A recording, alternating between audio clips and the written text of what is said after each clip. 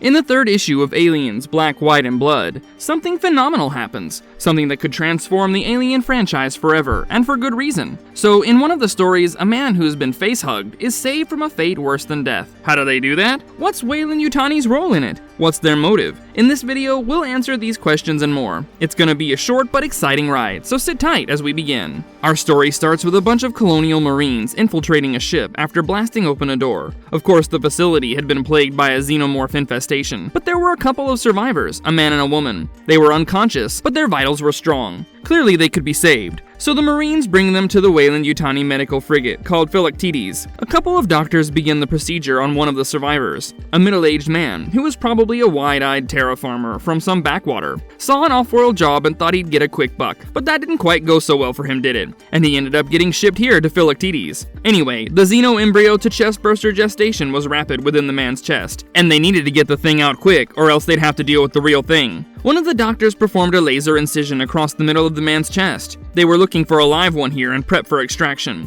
They opened the man up and extracted the embryo before it could attach itself to the host's body. After this, they put the creature in a preservation capsule. It turns out this wasn't the medical team's first rodeo. They had many such embryos, presumably extracted from unfortunate people who got facehugged. Unfortunately, one of the cryptopods that was housing a facehugged man malfunctioned, and the chest burster erupted from him. It had had enough time to grow to a full-scale xenomorph drone. The drone killed one of the docs, and when the other one called in Weyland Yutani for help, this is what they had to say after checking the data reports. Security teams do not grow on trees. As soon as we got the budget, we'll send a retrieval crew for the valuable equipment. Clearly, the humans from the franchise have come a long way, as far as xenomorphs are concerned. So much so that they're now able to save the lives of people who have been facehugged. Now, that's not really an easy feat to achieve. We know that facehuggers unleash a neuromuscular toxin that's extremely effective and capable of rendering an adult human comatose within seconds. Any attempt to remove the facehugger while it's still attached is lethal to the victim, because the facehugger unleashes its acidic blood on the host's face. However, humans have presumably managed to dig their teeth deep into how facehugger biology reacts with human biology,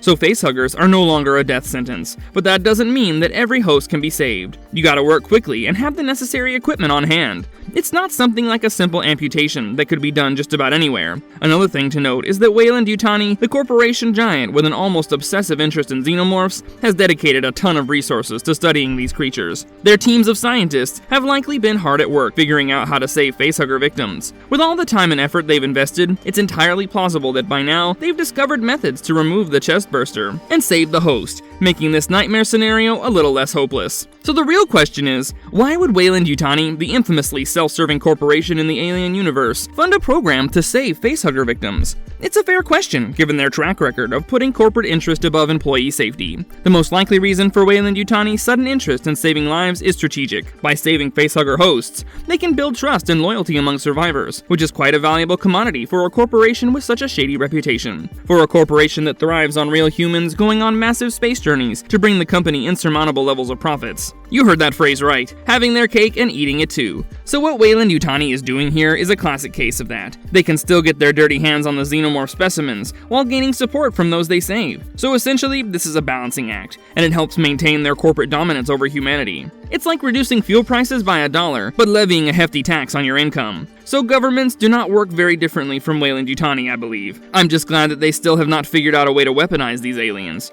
Anyway, even if Weyland Yutani's motivations are selfish, this program is most definitely a significant breakthrough for humans in the alien universe.